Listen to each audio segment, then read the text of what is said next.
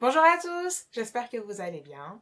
Je suis très contente de vous retrouver aujourd'hui pour vous parler des différents types d'une protéine très importante pour nos articulations, nos tendons, notre peau et bien d'autres systèmes au sein de notre organisme. Il s'agit des différents types de collagène. Nous allons également voir la provenance de ces collagènes au sein des compléments alimentaires dans cette vidéo. Avant de commencer cette vidéo, si jamais vous souhaitez déjà connaître le collagène, savoir à quoi correspond cette protéine et qu'est-ce qu'elle fait au sein de notre organisme, eh bien, je vous conseille de regarder la vidéo que j'ai réalisée à ce sujet. Je vais mettre le lien de cette vidéo dans la description de la vidéo que vous regardez actuellement. Vous pouvez aussi y accéder en cliquant sur la fiche qui se trouve en haut à droite de l'écran. Pour commencer, sachez qu'il existe 28 types de collagène au sein de notre organisme. Ces collagènes se différencient par leur structure chimique et leur fonction. Il est intéressant de savoir que notre organisme est principalement composé de collagène de type 1, de type 2 et de type 3. Le collagène de type 1 représente 90% du collagène qu'il y a au sein de notre organisme. Commençons par le collagène de type 1. C'est le collagène le plus abondant au sein de notre organisme. Comme je vous l'ai dit, il représente 90% de notre collagène total. Il se trouve principalement au niveau des tissus conjonctifs. Je fais un petit rappel, le tissu conjonctif est un tissu de soutien.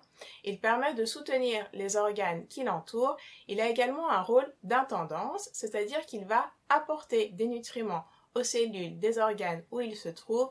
Il va également débarrasser les cellules de ces organes de leurs différents déchets. Le collagène de type 1 intervient dans l'élasticité et la résistance de notre peau. Il favorise également la cicatrisation. Il est présent au niveau de nos os, de nos tendons, de la cornée.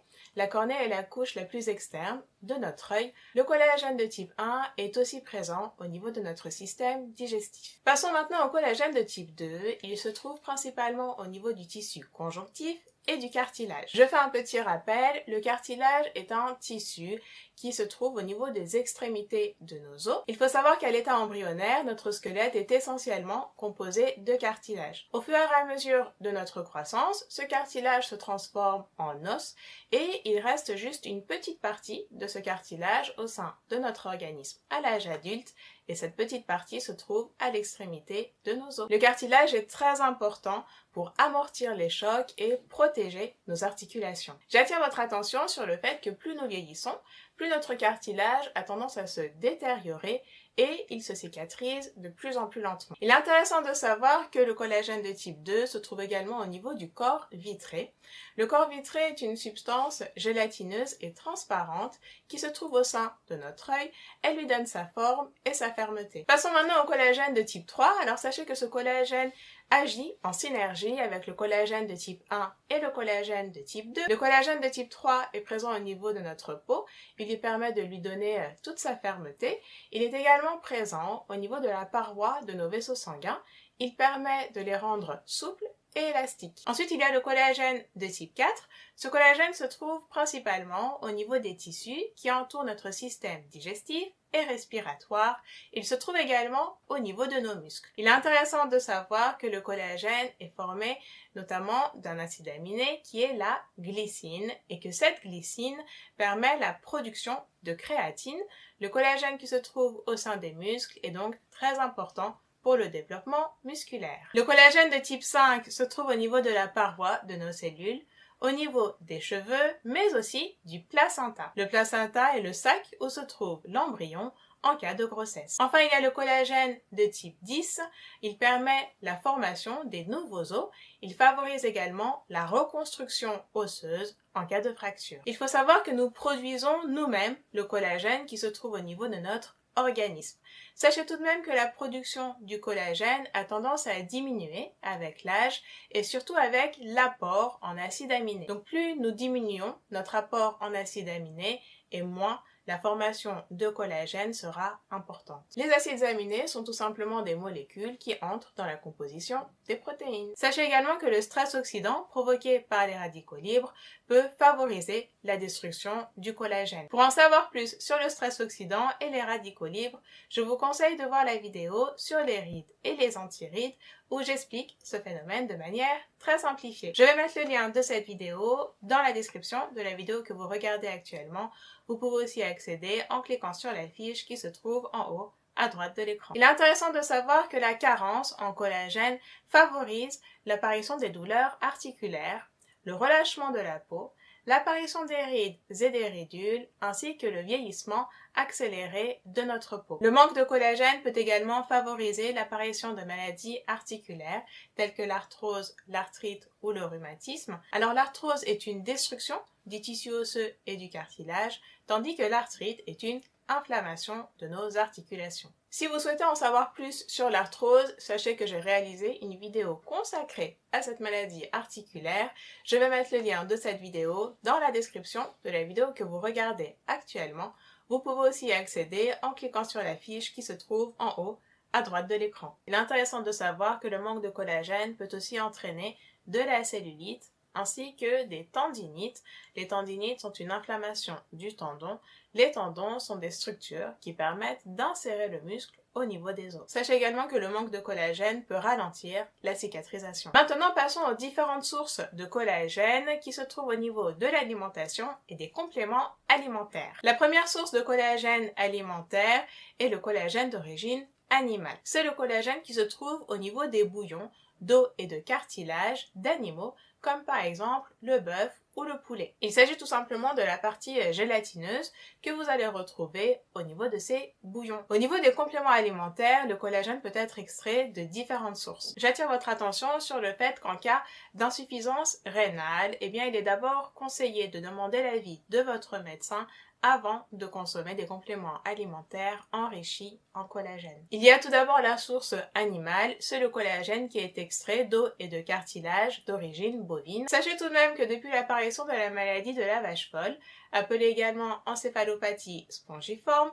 l'utilisation de vertèbres, c'est-à-dire des os et de cartilage d'origine bovine, est totalement interdite en France pour fabriquer des produits alimentaires. Ensuite, il y a le collagène marin. Ce collagène est extrait d'arêtes et d'écailles de poissons ou de crustacés. Ce collagène est très proche du collagène naturel. Sachez tout de même que sa biodisponibilité est limitée. La biodisponibilité correspond à la quantité de la substance qui se trouve au niveau de notre organisme après son ingestion et son absorption. Le collagène marin existe aussi sous forme hydrolysée ou sous forme d'hydrolysa.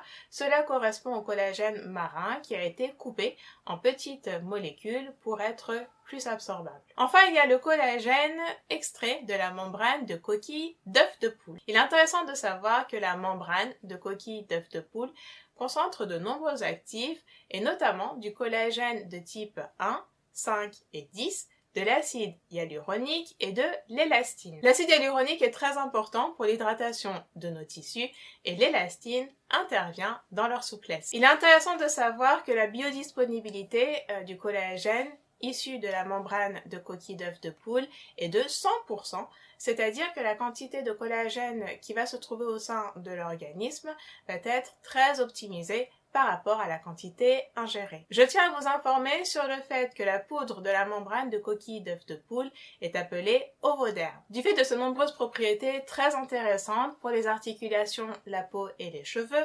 l'ovoderme est un actif qui a été breveté, ce qui lui confère un véritable gage de qualité. Le fait de breveter un actif est un gage de qualité tout simplement parce que des études ont été menées pour prouver l'efficacité de cet actif. Le collagène issu de la membrane de coquille d'œuf de poule est donc une véritable alternative végétarienne et naturelle à la consommation de collagène d'origine marine. Si jamais vous êtes végétarien et que vous êtes à la recherche d'un collagène pour vous supplémenter, ce collagène est l'idéal pour vous. Vous pouvez retrouver Ovoderm dans différents types de compléments alimentaires.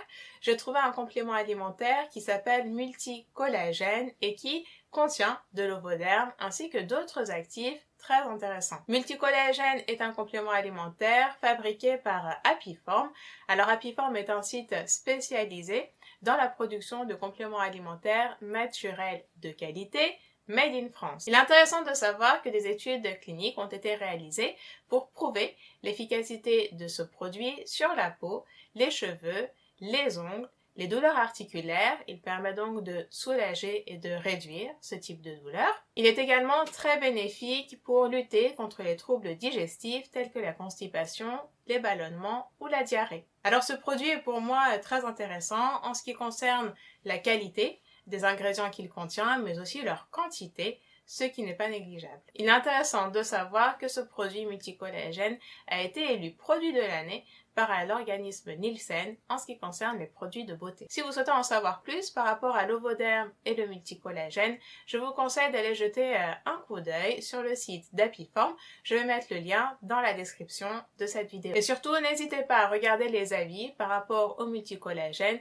et si jamais vous le testez, eh bien donnez-nous également votre avis. J'aimerais bien savoir un peu ce que vous en pensez. Enfin, cette vidéo est réalisée en partenariat avec Apiform. J'en ai fini pour cette vidéo consacrée aux différents types de collagène et à leur provenance. Alors surtout, n'hésitez pas à liker la vidéo, partagez-la comme d'habitude pour informer tous vos proches et pour être au courant de toutes les vidéos que je poste, c'est très simple, il suffit de cliquer sur s'abonner et sur la petite cloche qui se trouve juste à côté. Enfin, testez vos connaissances et jouez au quiz du jour en installant l'application PharmaQuiz. Sachez que cette version est totalement gratuite et cela ne changera jamais. Il suffit juste d'installer l'application et de cliquer sur la petite cloche ou la notification pour jouer au quiz du jour. Cette version vous permet de tester vos connaissances, d'apprendre de nouvelles informations et de découvrir des produits très intéressants pour votre santé en profitant des avantages PharmaQuiz. Vous pouvez bien évidemment toujours nous poser vos questions à travers l'application en testant les abonnements qui sont vraiment très accessibles gratuitement pendant 14 jours. Je vous dis à très vite pour de nouvelles vidéos et d'ici là, bien évidemment, prenez soin de vous.